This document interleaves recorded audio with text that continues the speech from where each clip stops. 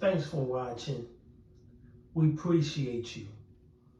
Please subscribe.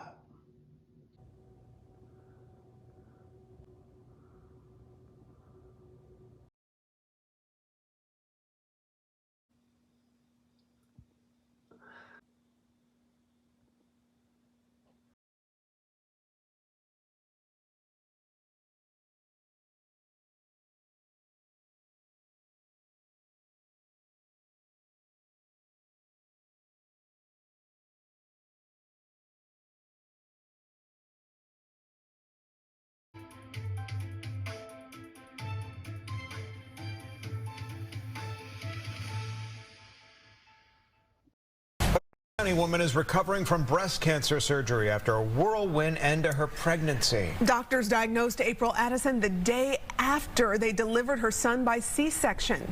New at 5, the Fox Medical Team's Beth Galvin is here with her story. What a whirlwind experience, Beth. Courtney and Tom, it's really just hard to imagine being told in the hospital with your newborn that you have cancer. And over the next couple of days, April Addison found herself having her first mammogram, her first breast MRI in the hospital because she's just 32.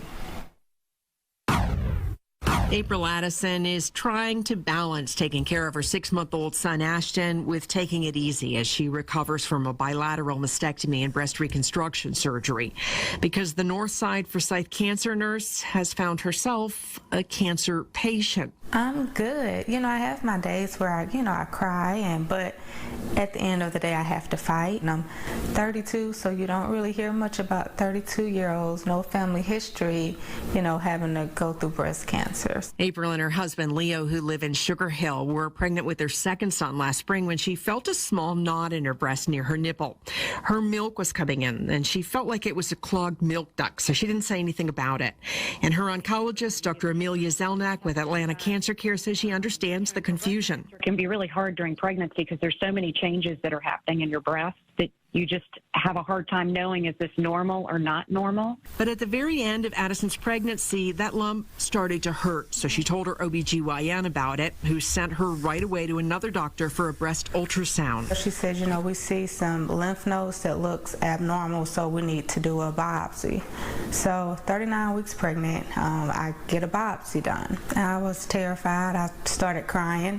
Being an oncology nurse, I'm like, oh goodness, I have no family history of breast cancer, so what could possibly be going on? And June 28th, the day after Ashton was delivered at Northside Forsyth, April was diagnosed with stage 2 breast cancer. I was, hurt. I was confused. I felt like, man, I had been given a bad hand. I'm like, why is this happening to me, right now? Within a couple of weeks, she was told she would need to start treatment, likely surgery, chemotherapy, and radiation at the same cancer center where she works.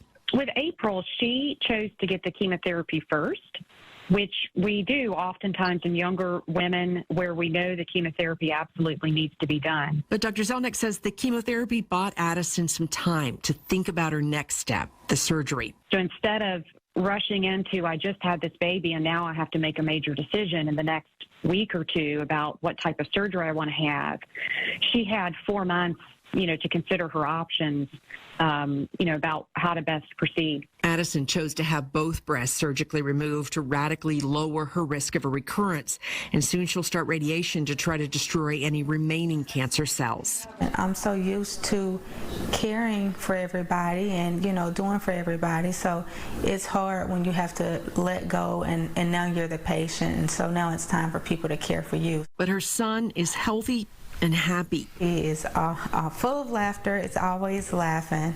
He's a great baby. And April Addison hopes that her story will resonate with other women. Never think that you're too young. Never think that because you don't have a family history of it, that it can't happen to you, because I'm a perfect example of how it can. That if you feel something, if you see something, you need to speak up. And April says she had a lot of support. She still does have a lot of support from family and friends and her co-workers at Northside Forsyth.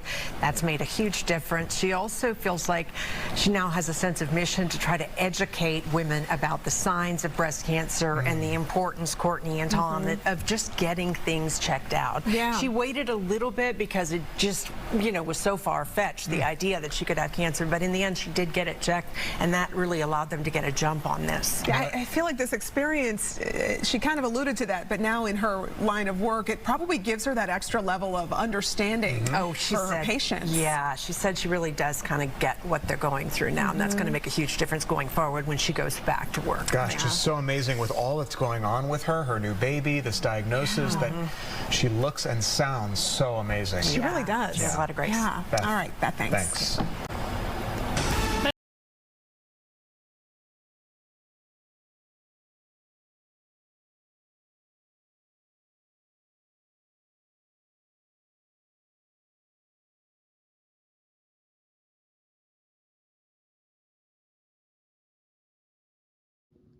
Thanks for watching.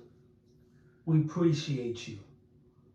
Please subscribe.